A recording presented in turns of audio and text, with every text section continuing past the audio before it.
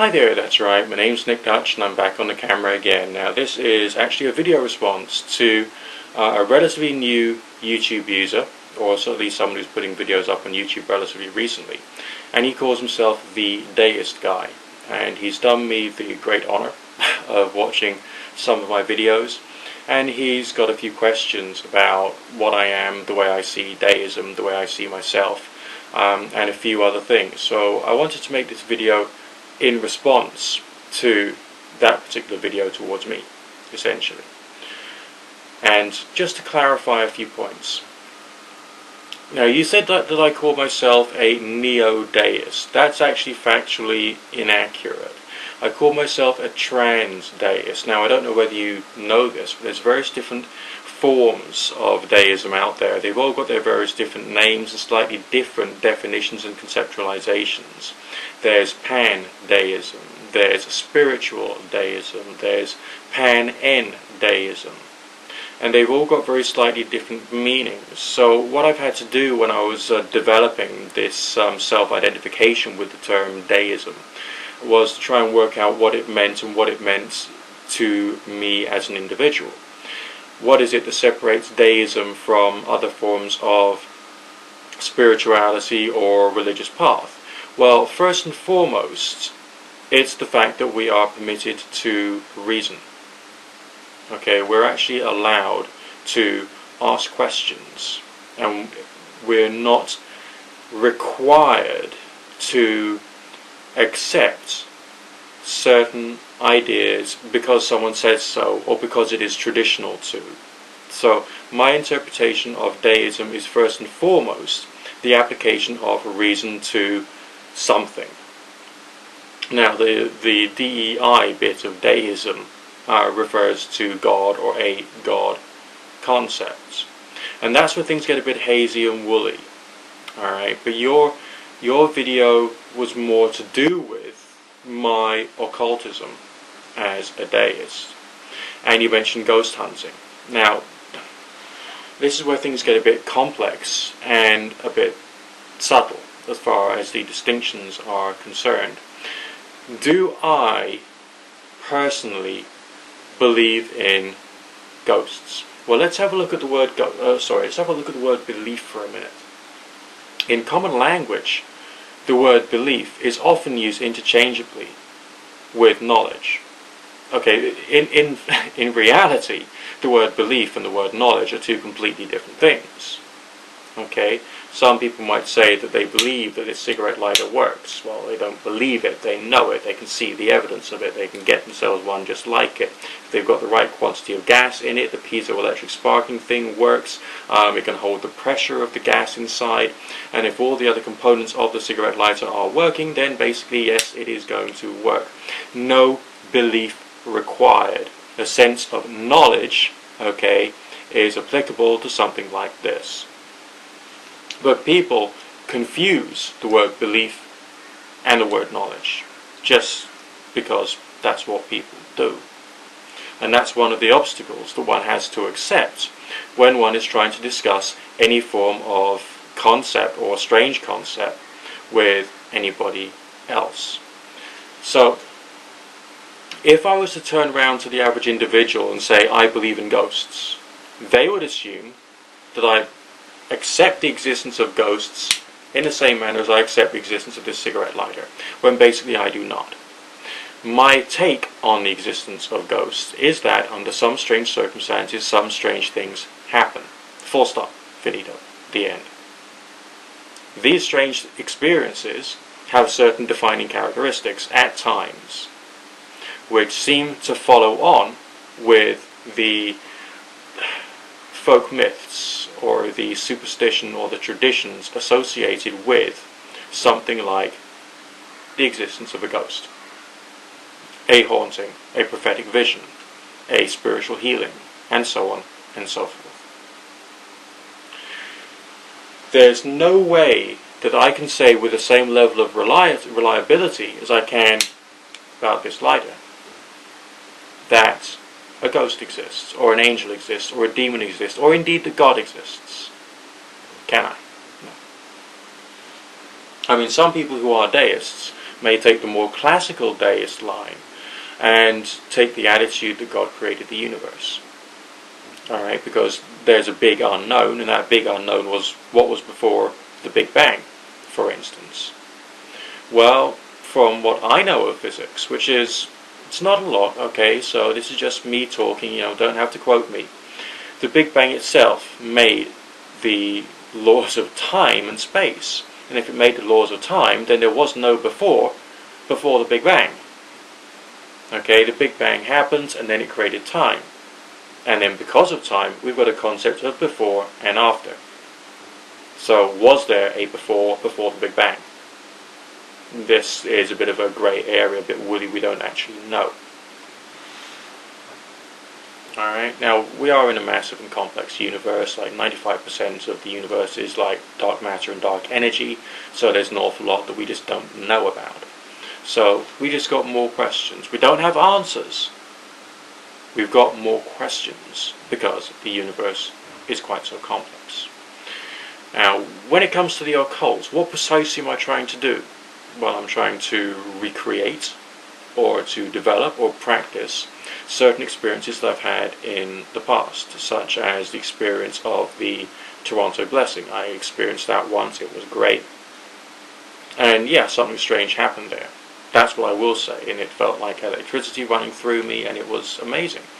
And so I try and recreate that through meditation, prayer, ritual activity, and the rest of that. And sometimes I get some amazing sensations, and those are interesting. I mean, with all of these things, if there are any strange experiences which happen, they say something about us as human beings because we've got the capacity to have these strange experiences.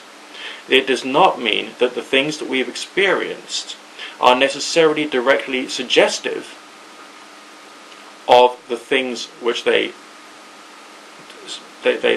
suggest. If I see a ghost, does that mean to say that there is life after death? No. If I see a ghost, does it mean to say that that was a conscious entity? No. If I see a ghost, does that mean to say that there was a residual entity there? No. What it means is, I've been fortunate enough, or not as the case may be, to have had an experience with certain defining characteristics. And maybe to simplify matters, I would turn around to someone and say, I have seen a ghost. Now, I can be really unlucky, and that individual could have beliefs. And if they've got beliefs, then we're in a difficult situation and a bit of dangerous territory. Because people take scant bits of information and they turn it into something big. A little knowledge can in fact be a dangerous thing at times with some people. And we've got to be aware of that. But what about these believers? What do I think about them? Well, I feel uncomfortable. I feel uncomfortable with someone who is a believer and just promotes a belief and does not permit questioning. This is why I'm a deist. Okay, because whenever I've tried to be in religious organizations, I had this little dirty habit. And this little dirty habit was I would ask questions, and I would question what I'm told, and I'd question what I'm told to believe, and I'd question the traditions I've been told to follow. And this is when I was in Christian groups, pagan groups, Wiccan groups, all of them. So I'm an outsider. I'm permanently an outsider because I'm permanently asking questions. And I'm saying, well, can we try and understand this more? With the typical believer, there's even certain mannerisms that they come out with which can dramatically affect their message to anybody else. There's this peculiar head bobbing. I don't know whether you've noticed it, that some people do. Let me see if I can just recreate it for you. We do believe this, yes. Ghosts exist. We know this. We know this, yes. Oh. God exists. We know this. Yeah. Because there's lots of things I don't like about that. And firstly, it is a suggestion that body language should be used as a replacement for a good, eloquent vocabulary. And secondly, that some things which are not givens should be treated as if they are givens. Are you with me so far? You know, we don't know lots of things. The strange experiences that happen can within some people generate beliefs. That's wrong. Plain and simple. It's wrong. Because beliefs can prevent progress. Intellectual progress, scientific progress, you name it. Beliefs can prevent progress. And so if someone says, we believe it, it's true, I've got to ask them, you know, so the heck what? Right? I've got to say to them, you've got to prove it to me, and you've got to prove to me how useful this is. Because I'm not going to accept something unless there is sufficient real evidence for it. Now, on the subject of deism itself, it's regarded as a given that deism is a belief in God. Is it?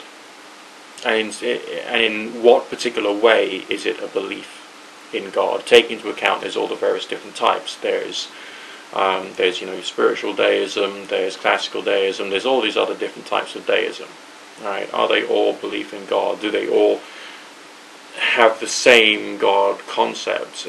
No. I can say that I've developed a God concept for myself, but this is my own personal interpretation.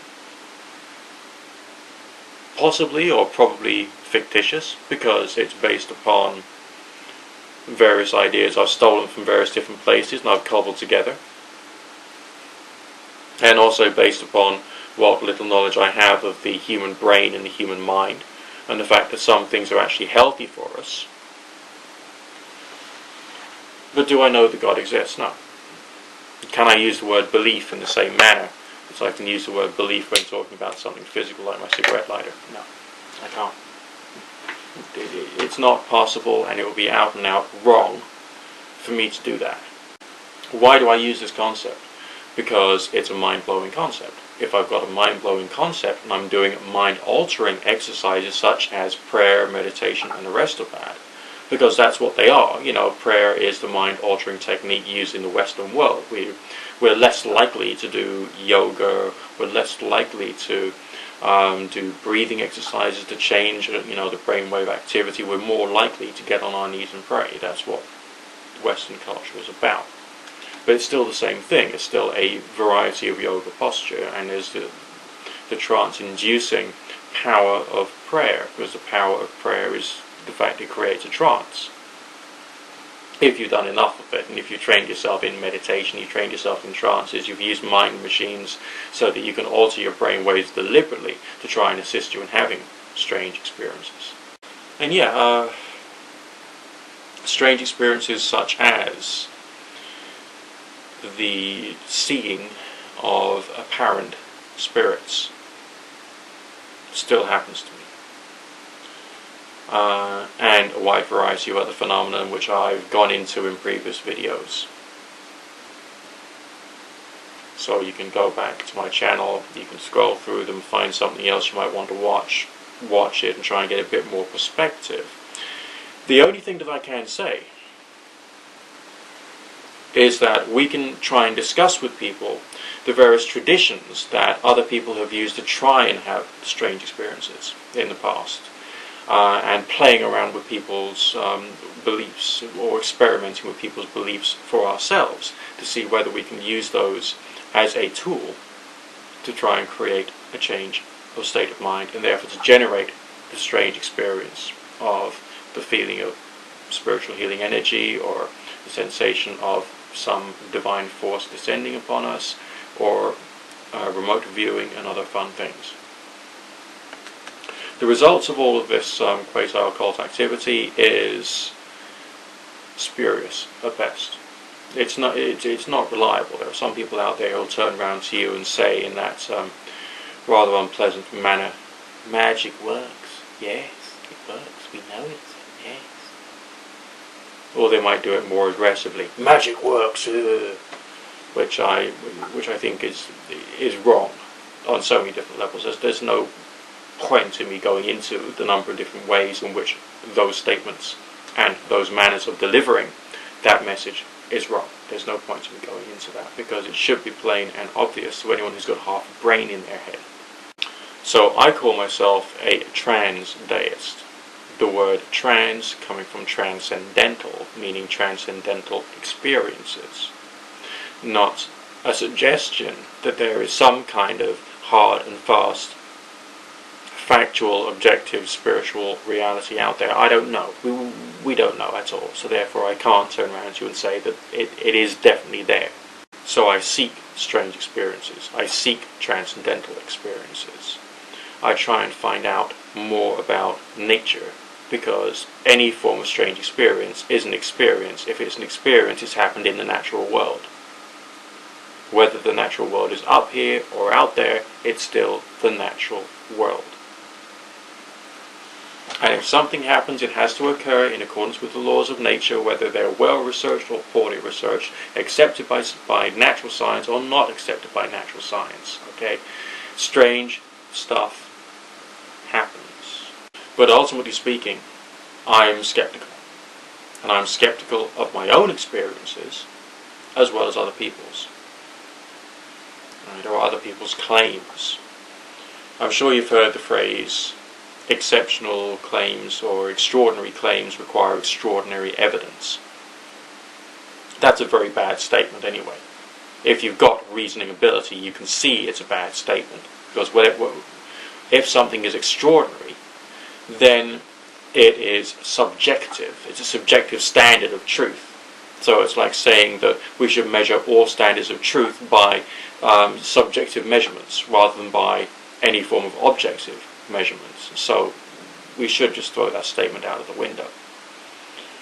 And we should try and look at claims of experience as being claims of experiences.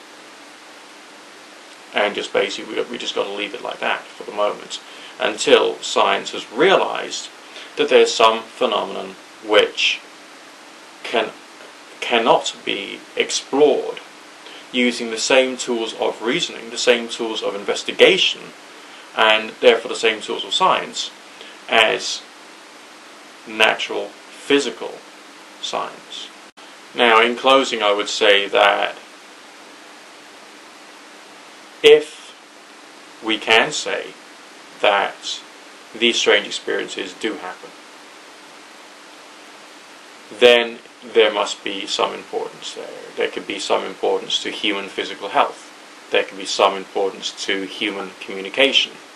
There could be lots of different forms of importance, as well as saying something about us, who we are, what we really are, and why we've got the great consciousness that we have and the great reasoning ability that we have.